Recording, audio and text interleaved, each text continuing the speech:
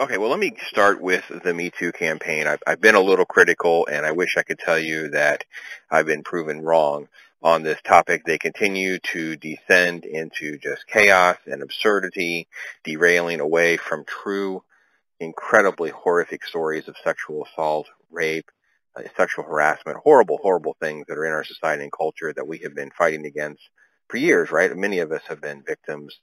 Something's happened to our daughters, or something's happened to our spouse or my mom, things like that. So, it was really fascinating to see even more crazy behavior this last week. Sports Illustrated is at the top of the list for me. Sports Illustrated rolled out their Me Too Sports Illustrated Swimsuit issue. Yeah, that's right, the semi-porn magazine that has basically been exploiting women forever has decided to go Me Too, and to make a long story short, birthday suits won out over swimsuits. Yes, that's right. So their solution to dealing with this becoming more socially acceptable under the Me Too era, that's their words, and is to have completely naked women lying sometimes covered, sometimes not so much, with words like truth or feminist emblazoned on their body, whether it be their arms or their legs.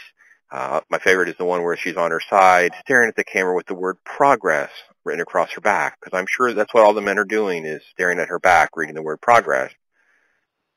It wouldn't even be so bad if it wasn't just totally laced with just absolutely insane liberal rhetoric. So the Vanity Fair article covers this. They speak to the editor, who really wants to just talk about how thrilled she is with the movement and how things are changing for the better. And I love one of the quotes was, "A woman who doesn't have to be modest to be respected." Well, right. I couldn't agree more. And they don't need to be naked to sell magazines. They don't need to be showing off all of what God has given them to be appealing to men. So yes, these are sexy photos, she says. And at the end of the day, we're always going to be sexy no matter what it is happening. Sports Illustrated Swimsuit issue is this ideal world of creating something that's artful, quote, to create a beautiful image that the both subject and the team is proud of and collaborates on together. Half-naked women with words scrolled across their body. That's supposed to be feminism. That's absolutely insane. I don't know what it is about these women that have gotten them so misguided over trying to kind of find this.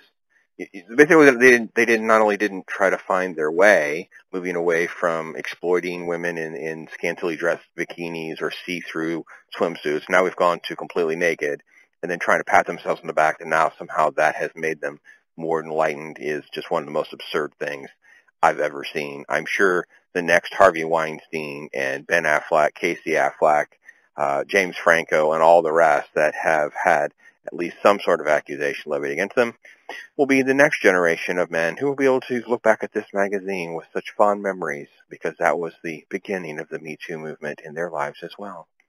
Absolutely horrific. And if these poor women, first off, folks, they need our prayer, because I don't know how to get through to someone like this. If you're this misguided and offbeat where you think that is truly what the messaging needs to be, that we're not really going to be able to have a healthy conversation.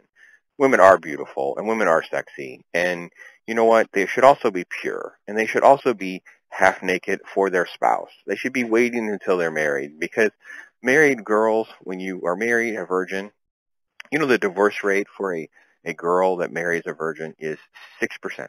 6. There's no 0 after that. The averages are 40 to 50%, sure. But 6 if she waits. Make him wait. He can wait. If he loves you, he'll wait. If he loves you, he won't oogle over you and treat you like a piece of meat. He won't try to manhandle you when he's not your spouse. Okay? And if he is, and he's doing something you don't want done, you say no. And he doesn't listen, you call the cops. Absolutely insane. So we'll continue and move on to another story. Just absolutely just crazy stuff out of this group and this movement.